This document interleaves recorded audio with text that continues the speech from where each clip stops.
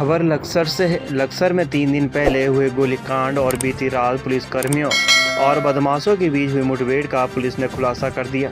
16 अक्टूबर को लक्सर के 2 पुलिसकर्मियों पर फायरिंग करने वाले बदमाशों से ही बीती रात सोलानी पुल के निकट पुलिस से मुठभेड़ हुई थी। इस दौरान एक बदमाश पुलिस को गोली से घायल हुआ था। पुलिस ने 2 बदमाशों को पुलिस ने गिरफ्तार किया है। मुठभेड़ के दौरान पकड़े गए बदमाश यूपी के गैंगस्टर शकील और नईम हैं।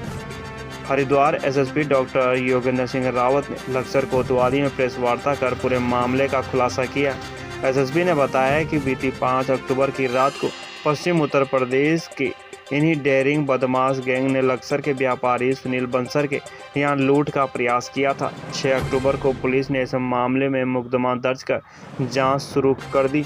16 अक्टूबर को फिर से बदमाश व्यापारी के यहाँ लूट करने के इरादे से लक्सर आए थे, लेकिन पहले से ही जांच में जुटी पुलिस और बदमाशों के बीच मुठभेड़ हो गई। मुठभेड़ के दौरान बदमाश पुलिसकर्मियों को गोली मारकर फरार हो गए।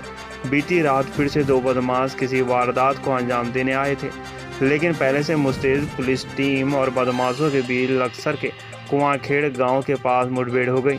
इस दौरान एक बदमाश के पैर में गोली भी लग गई है, लेकिन पुलिस ने दोनों बदमाशों को गिरफ्तार कर लिया है। गिरफ्तार किए गए बदमाशों पर लूट और डकैती के दर्जनों मुकदमे दर्ज हैं। एसएसपी ने बताया कि इस मामले में फरार चल रहे 3 नामजद और 2 से 3 अन्य अज्ञात बदमाशों की भी जल्द गिरफ्तारी कर ली जाएगी। वहीं व्यापारी सुनील बंसल के बेटे सुमित बंसल ने पूरे खुलासे पर सवाल उठाए। साफ तौर पर कहा है कि जिन लोगों की वजह से ये बदमाश हमारे पीछे लगे हैं, उसके पीछे किसका हाथ है, इस पूरी घटना का खुलासा होना चाहिए। लक्सर से राम गोपाल की रिपोर्ट। बहुत अच्छा मानता हूँ पुलिस ने जैसे कि 3 दिन के अंदर अंदर बदमाशों को बरामद किया, ये बहुत अच्छा है। पर यह है कि ये पूरा मामला भी खुलना चाहिए। चोर खुद ब खुद नहीं कहीं आता, उसके पीछे कहीं ना कहीं किसी का हाथ भी होता है।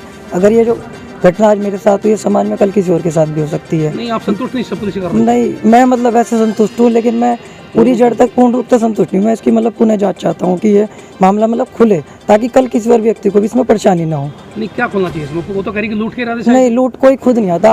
आधे से ज़्यादा लोगों को हमारी दुकान का आज भी नहीं पता। किसी मेरठ के व्यक्ति को हमारी दुकान का कैसे पता चल जाएगा?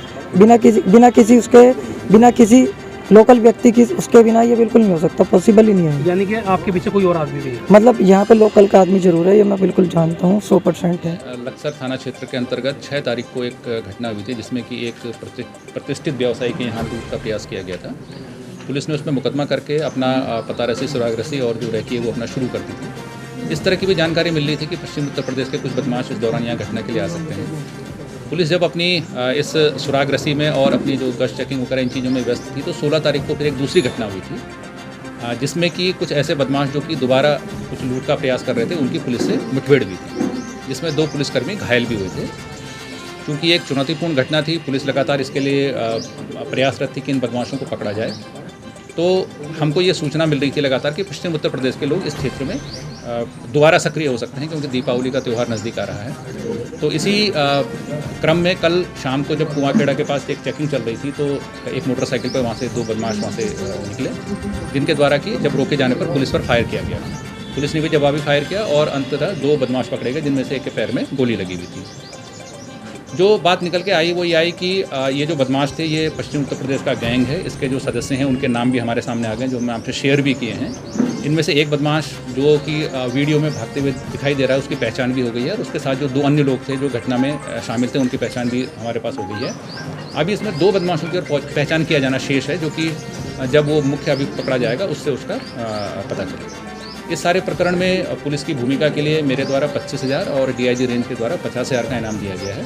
इसके अतिरिक्त जो अब हमारे पास गिरफ्तारी के लिए शेष बदमाश हैं, उन पर भी हम जल्दी ही पुरस्कार की घोषणा करेंगे, और उम्मीद है कि जल्दी हम उनको भी पकड़ लेंगे। पैसे वाले हैं, तो इनका जो इरादा था वो उनसे लूट करने का था।